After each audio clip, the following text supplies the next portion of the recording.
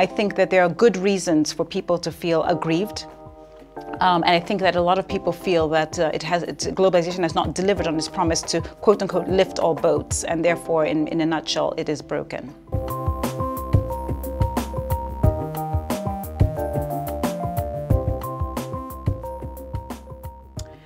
So in order to think about whether or not globalization is broken, I think it's important for us to remember what was promised around the Washington Consensus. And there were essentially four pillars of the Washington Consensus.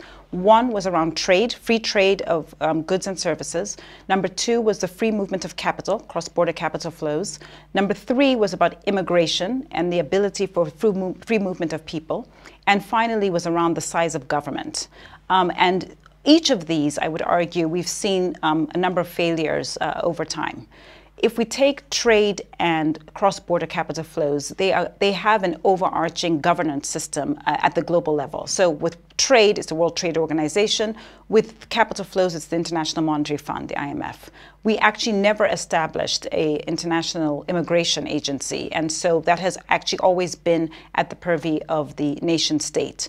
If you look at trade and cross-border flows in particular, what has happened in retrospect is that we actually never saw full globalization. We were supposed to get to a point where everyone, essentially through comparative advantage, everybody was producing what they were best producing, what they were best at producing.